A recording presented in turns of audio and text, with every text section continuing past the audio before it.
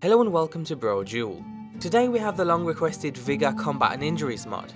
This is a lightweight combat mod that focuses on stamina, injuries and more reactive combat. It's available for both versions of Skyrim on the PC and it's also on the Xbox, and the only difference between each version is how you customize the mod in game, either through a mod menu or a spell. The mod is highly customizable and compatible with other mods, so keep in mind that almost any feature can be tweaked or more often than not fully disabled in the mod menu. At its core, Vigor aims to offer new in-depth stamina and injury systems.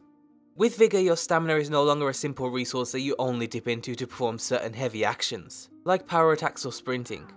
Instead, it now acts like a true energy reserve, which you'll need to use and maintain when performing almost any action, including all standard attacking moves, jumping, blocking and even movement. Some of these actions don't directly drain stamina, but instead limit or stop stamina regeneration. This is very similar to Wildcat, but Vigor takes it one step further by taking your current gear into account too. For example, jumping around in a full set of heavy armor obviously takes more energy than doing it in something light. The same goes for weapons. Swinging that huge warhammer around takes much more out of you than simply stabbing someone with a dagger. These changes don't just affect combat, and we found them great for roleplaying, since you're encouraged to wear something light even when running around town, or to strip off completely before going for a swim. Managing your stamina during combat is vital to avoiding fatigue. Fatigue scales with your stamina once it falls below 50% of max. At first you'll notice yourself becoming slower in both movement and attack speed. Then your power attacks will begin to deal less damage and you'll lose the ability to swing hard enough to stagger your target. Eventually, as your body continues to weaken, you'll directly receive more damage.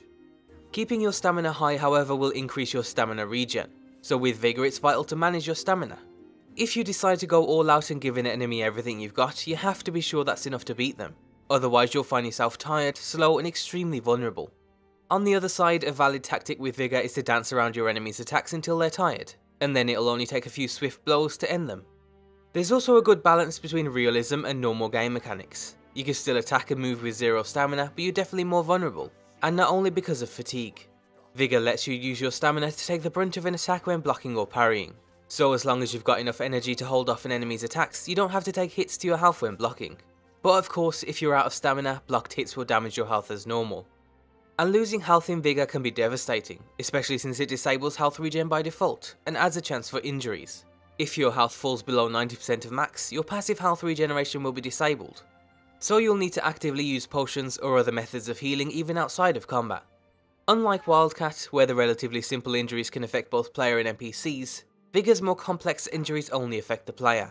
By default, if you're hit for more than 20% of your max health, there's a chance you'll receive a random injury. Injuries in Vigor can be physical or elemental. Physical injuries are multi-layered, coming with an immediate impact, a long-lasting trauma, and a chance for bleeding. Whereas elemental injuries only come with an immediate impact. Physical injuries affect the head, torso, arms, or legs. So for a more specific example, a torso injury will immediately make yourself more vulnerable to incoming attacks, making you receive more damage. You'll also struggle to breathe, lowering your stamina regen, which of course makes you more susceptible to fatigue. A head injury on the other hand will nerf your ability to shout, regenerate magicka, and you'll even receive blurred vision. And I'm sure you can guess the effect of an arm or leg injury, or maybe you'll find out for yourself in game. The elemental injuries will apply a direct hit to your max health if burnt, max stamina if frozen, and your max magicka if shot, which is in line with how those elements affect attributes in vanilla. Getting injured mid-combat is extremely noticeable. It can immediately turn a fight around from a clear victory to a desperate retreat. The immediate impact of an injury will wear off after a couple of minutes, but the trauma effects will continue to punish you if you don't rest after a tough battle. The trauma effects are essentially just weaker versions of the immediate ones. So if a leg injury immediately makes you 30% slower, the trauma will continue to make you 10% slower even after the immediate impact wears off. Luckily, trauma effects can be healed simply by reaching full health. So if you're injured, you can just call it a day and head to a local inn, or just use some of your stockpiled potions.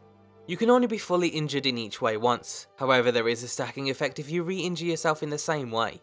This applies a direct hit to your health points, the amount of which depends on the type of injury.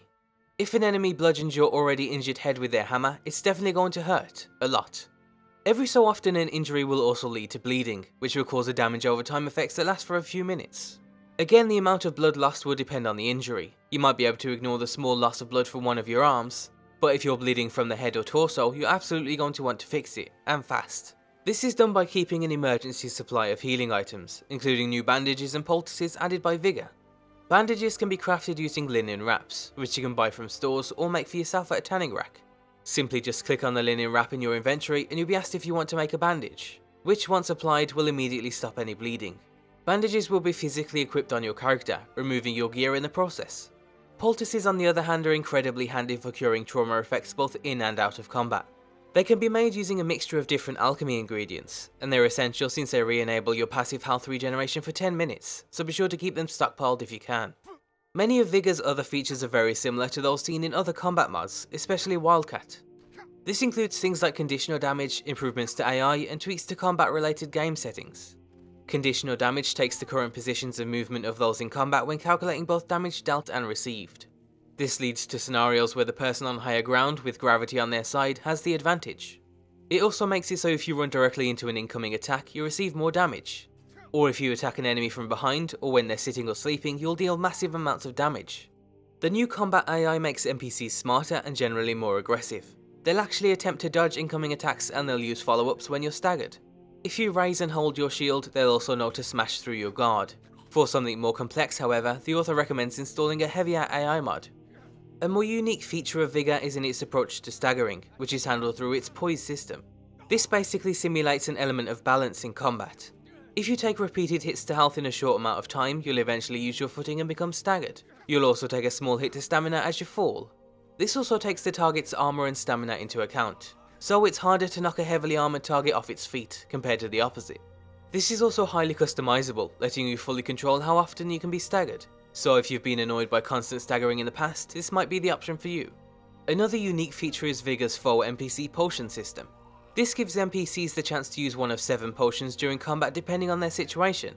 It's a faux potion system because unlike other script heavy mods, the potions don't actually exist in the NPC's inventories. Instead, the mod applies a buff to the NPC that's equivalent to a potion. So if an NPC loses a lot of health, they might use a health potion. And if they're injured and desperately need to escape, there's a small chance they'll use an invisibility potion as a last-ditch effort to survive. As the potions don't actually exist, you won't find them in their loot when they die, which can break immersion and obviously isn't very realistic, but we still enjoyed the feature nonetheless. It makes NPCs seem smarter and it brings them on par with the player, without having to rely on heavy scripting. All in all, there are some striking similarities between Vigor and Wildcat, but their differences are key to how each one plays in-game. With Vigor, you can feel the long-lasting effects of battle, and sometimes if you're not careful, you can simply die from your injuries. Playing successfully with Vigor requires a bit of role-playing and a decent amount of micromanagement, compared to both Vanilla and Wildcat. The new health regeneration and stamina system mean its changes don't just affect combat, but gameplay as a whole. Whereas with Wildcat, we feel it's more contained within combat itself. Its changes to stamina only affect combat-related actions, and any injuries you sustain will fade shortly after you beat your enemy. Once combat's over, you don't have to worry about excess bleeding or mending yourself back to health. Ultimately, both of these mods are so customizable that they can be almost anything you want them to. They can easily be used together, mixing and matching elements of both mods that you like. You could even throw another combat mod or 2 into the mix. So to get started on your journey of spending hours and hours into mixing combat mods together, you can find everything you need down below. As always, be sure to leave endorsements on any mod you enjoy, be sure to check out g2a.com, and thanks for watching.